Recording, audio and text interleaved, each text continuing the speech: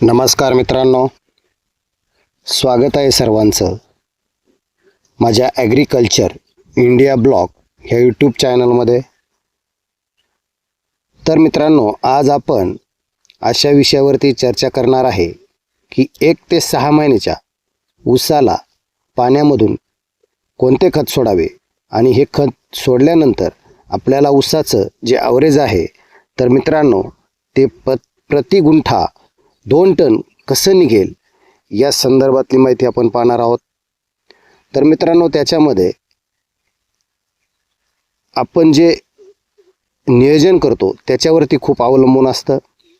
तर ही सविस्तर माहिती पाहण्यासाठी मित्रांनो, प्रति गुंठा 2 टन ऊस कसा काढायचा याची सविस्तर माहिती पाहणार आहोत। तर त्यासाठी मित्रांनो, आपण माझा व्हिडिओ शेवटपर्यंत पाहायचा आहे। नवीन असेल तर चॅनलला सबस्क्राईब करा, जेणेकरून खूप छान सुंदर माहितीचे व्हिडिओ आपल्याला पाहायला मिळतील। आणि पूर्ण टोटल मित्रांनो वेळापत्रक आपल्याला मी या व्हिडिओच्या माध्यमातून सांगणार आहे 1 ते 6 महिन्याच्या ऊसापर्यंत। तर त्यासाठी मित्रांनो व्हिडिओ नक्की शेवट पहा। तर मित्रांनो, जो पहिला टप्पा आहे त्याच्यामध्ये आपली ही ऊस लागवड झालेली असते। आता दुसऱ्या टप्प्यामध्ये ऊस पिकाला जास्तीत जास्त फुटवे निघण्यासाठी आणि जाडी मिळवण्यासाठी अतिशय खताची वेळ ही अत्यंत महत्त्वाची आहे। पहिला टप्पा लागवडीनंतर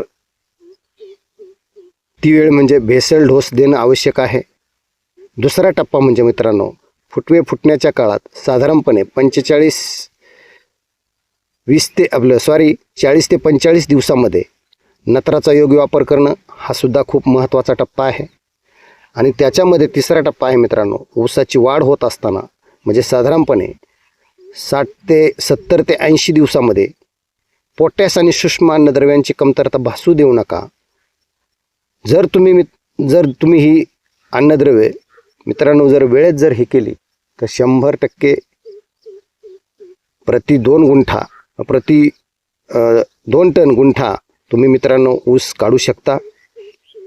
तर आता जर तुम्ही ठिबक सिंचन वापर करत असाल तर विद्राव्य खतांचा वापर करा, ज्यामुळे खते थेट मित्रांनो मुळापर्यंत पोचतील आणि त्याच्यामुळे आपल्या ऊसाला त्याचा चांगला फायदा होऊ शकतो। आणि तिसरा टप्पा मित्रांनो, सेंद्रिय व सूक्ष्म अन्नद्रव्यांचं महत्त्व हे सुद्धा खूप महत्त्वाचं आहे। केवळ रासायनिक खतावर अवलंबून न राहता त्याच्यामध्ये जमिनीचा पोत सुधारण्यासाठी महत्त्वाचे काही खते आहेत। त्याच्यामध्ये मग सेंद्रिय खतांचा सुद्धा आपण वापर करू शकता, स्लरीसारखे खते आपण वापरू शकता। तर मित्रांनो, मी माझ्या अनुभवानुसार शेणखताचा किंवा कुजलेल्या सेंद्रिय खतांचा वापर केल्याने जमिनीतील जीवाणू सक्रिय होतात, ज्यामुळे ऊसाची लांबी आणि कांड्यांची जाडी वाढण्यास मदत होते। तसेच सूक्ष्म अन्नद्रव्यांची फवारणी केल्यामुळे ऊसाची कांडी लांब भरते आणि वजन वाढते। तर मित्रांनो, ऊस शेतीमध्ये घाई न करता शास्त्रशुद्ध पद्धतीने जर आपण खत व्यवस्थापन केलं तर नक्कीच उत्पादन चांगलं मिळेल आणि वाढेल। तुमच्या शेतात सध्या ऊसाची काय अवस्था आहे, तुम्ही कोणते खत वापरतात हे सुद्धा मित्रांनो आपण जाणून घेणं खूप गरजेचं आहे।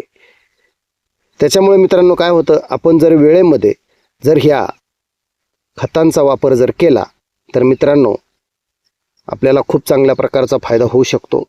तर मित्रांनो पहा, आता हे खतं कशा पद्धतीनं सोडायचं याचं मी तुम्हाला वेळापत्रक ह्या व्हिडिओच्या माध्यमातून सांगत आहे। साधारणपणे आपला ऊस 1 ते 6 महिन्याचा जर असेल तर त्याच्यामध्ये आपल्याला टप्पे पद्धतीनं खत सोडायचं आहे।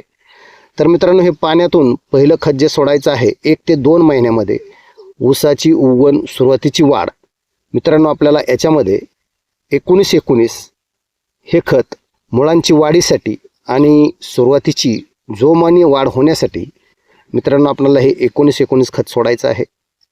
त्याच्यामध्ये मित्रांनो दुसरा टप्पा आहे तो म्हणजे 2 ते 4 महिन्याचा, म्हणजे फुटवे फुटण्याचा काळ। या काळामध्ये मित्रांनो आपल्याला 12-61-00 अधिक युरिया म्हणजे ही फुटव्यांची संख्या वाढण्यासाठी आणि स्फुरदाचा पुरवठा करण्यासाठी मित्रांनो ही खते सोडण्याची खूप गरज आहे। आणि मित्रांनो याच्यामध्ये तिसरा टप्पा आहे तो म्हणजे 4 ते 6 महिने या कालावधी मित्रांनो ऊसाला गरज असते ती जोमदार वाढ व कांडी सुटण्यासाठी. तर त्याच्यासाठी मित्रांनो आपल्याला जे खत वापरायचं आहे ते म्हणजे 05234 किंवा 13045. हे जर मित्रांनो पाण्यातून आपण हे खते जर सोडली ठिबकद्वारे तर कांड्यांची लांबी वाढणे, जाडी आणि पिकाला ताकद देणे याचं कार्य मित्रांनो हे खते आपल्या ऊसासाठी करत आहेत. तर याच्यामध्ये मित्रांनो काही महत्त्वाच्या टिप्स मी सांगतो. त्या म्हणजे विद्रव्य खते ठिबकमधून देताना नेहमी पाण्यात पूर्णपणे विरघळणाऱ्या खतांचाच वापर करा. यामुळे ठिबकच्या नळ्या बंद पडत नाहीत. दुसरी गोष्ट, फॉस्फरिक ॲसिड म्हणजे स्फुरदांच्या पुरवठ्यासाठी तुम्ही फॉस्फरिक ॲसिडचा वापर करू शकता. हे ठिबकच्या नळ्यासुद्धा साफ ठेवण्यासाठी मदत करते. दुसरी गोष्ट, सूक्ष्म अन्नद्रव्ये महिन्यातून एकदा फेरस सल्फेट, झिंक सल्फेट किंवा मिश्र सूक्ष्म अन्नद्रव्यांची आळवणी किंवा फवारणी करा. विशेषतः जमिनीचा सामू म्हणजे pH जास्त असेल तर माती परीक्षण करणं हे सुद्धा खूप मित्रांनो गरजेचं आहे. हे एक सर्वसाधारण वेळापत्रक मित्रांनो आहे. हे तुमच्या जमिनीचा प्रकार आणि मातीच्या परीक्षणानुसार तुम्ही मित्रांनो ह्या खतांचा वापर करू शकता. त्याच्यामध्ये तुम्ही ह्युमिक ॲसिड सुरुवातीच्या काळात 1 ते 3 महिने ह्युमिक ॲसिड दिल्यास जमिनीतील खते पिकाला लवकर उपलब्ध होतात आणि मुळांची वाढ जोमाने होते. त्याच्यामुळं हे सुद्धा खूप महत्त्वाचं आहे. किंवा मग व्हेंचुरी किंवा फर्टिलायझर म्हणजे पंप खते थेट पाण्यातून देण्यासाठी व्हेंचुरीचा सुद्धा आपण वापर करू शकता. खते कशी द्यावीत या संदर्भातली माहिती आहे मित्रांनो. ही खते देताना ती एकदाच न देता लहान लहान हप्त्यामध्ये साधारणपणे 8 किंवा 15 दिवसांनी द्यावीत आणि याच्यामुळे त्याचा रिझल्ट आपल्याला मित्रांनो चांगल्या प्रकारचा येऊ शकतो. खते दिल्यानंतर ठिबक काही वेळ तसंच चालू ठेवायचं जेणेकरून नळ्यांमध्ये खताचे द्रावण साचून राहणार नाही आणि नळ्या स्वच्छ राहतील. याचासुद्धा आपल्याला चांगला फायदा होऊ शकतो. आणि किंवा मग मित्रांनो वसंत ऊर्जा किंवा मग ग्रोथ रेग्युलर्स यासारख्या खतांचा सुद्धा आपण तज्ज्ञाच्या साहाय्याने आपल्या ऊसाला करू शकता. त्याचासुद्धा चांगल्या प्रकारचा मित्रांनो वापर आपल्या ऊसासाठी होऊ शकतो, फायदा होऊ शकतो. सध्या कोणत्याही विशिष्ट खतांचा वापर करण्याचा विचार करत आहात तुम्ही तर मित्रांनो खत कशा क्वालिटीचं आहे, कशा पद्धतीचं आहे याची सर्व माहिती घेऊन त्या पद्धतीने मित्रांनो जर आपण अशा पद्धतीनं हे मी सांगितलेलं नियोजन जर आपल्या ऊसाला जर केलं तर मित्रांनो तुम्ही प्रति गुंठा 2 टन ऊस अगदी 100% काढू शकता. तर अशा पद्धतीचं मित्रांनो हे खताचं वेळापत्रक नियोजन मी ह्या व्हिडिओच्या माध्यमातून आपल्याला सांगितलेलं आहे. तर माझा हा व्हिडिओ आपल्याला कसा वाटला नक्की एक कमेंट करून सांगा. व्हिडिओ शेवटपर्यंत पाहिल्याबद्दल आणि असेच नवीन माहितीचे व्हिडिओ पाहण्यासाठी मित्रांनो चॅनलला सबस्क्राईब करा. आणि यापूर्वीसुद्धा खूप छान सुंदर माहितीचे मी व्हिडिओ टाकलेले आहे ते सुद्धा बघा. खूप खूप धन्यवाद. जय हिंद.